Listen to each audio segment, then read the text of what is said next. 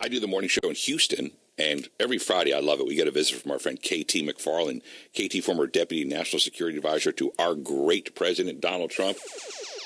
She's one keeping a very serious look on what's going on in the world because the people who control Joe Biden have given China and our enemies the green light. KT, welcome to the Mike Gallagher Show. It's great to be with you. And let me add my, best thoughts for Mike Gallagher. I think it's just hilarious that the only thing that would keep Mike Gallagher from the air, being on the air, is being unconscious in a surgical room. That's true, because he did the show from his bed. Like, radio people can do the show anywhere. Yeah, exactly. You can't do a Fox News hit or a Newsmax hit in bed if you don't feel good. So, radio can. So, but thank you. Mike, appreciate your kind words.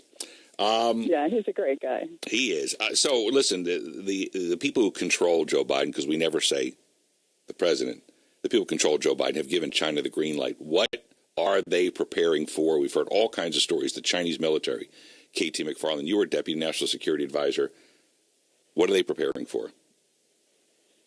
Well, they plan to take over. They replace the United States as the dominant world power within the decade or so, and they're going to do it economically, with trade, with cyber, and militarily in the South China Sea. And they're doing it incrementally. I mean, they don't make any big moves. They make little moves.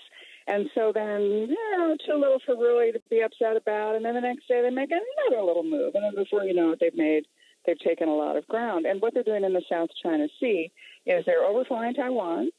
They're surrounding the islands in the South China Sea claimed by Japan, Philippines, and other countries. And they're saying, no, these are Chinese territory. This is Chinese territory. And therefore, the entire South China Sea, the world's most important maritime trade route, they say is really Chinese. It's the internal Chinese lake. It's like a lake in America, and they plan to do it. But the thing that worries me the most about what's happening this week is with Russia, and nobody's paying a bit of attention to it. But the Biden administration, they brought this on themselves.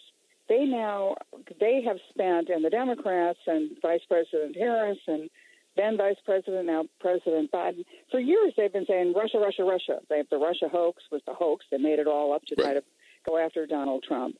And they've sort of pushed Russia into this position of super bully. Now, these are not good guys, but they pushed him into a position where Russia is now, getting its due. I mean, for example, today it turns out that the story that Kamala Harris used during the campaign to beat over Trump's head that, the Russians were working with the Taliban to put bounty on the heads of Americans in Afghanistan. Well, turns out not so fast. It's not really true. But what happened this week? The Russians have pushed the United States out of the Black Sea, another important maritime trade route. America normally sails its destroyers and other naval vessels throughout the Black Sea, and today or yesterday, the Russians said, no more of this, and the Americans turned around. So by goading the Russians, by Biden calling President Putin of Russia a killer and all the rest, I think they've pushed it to the point where now they've got two problems. They've got China and they've got Russia, and not to mention Iran. And it's all their own making.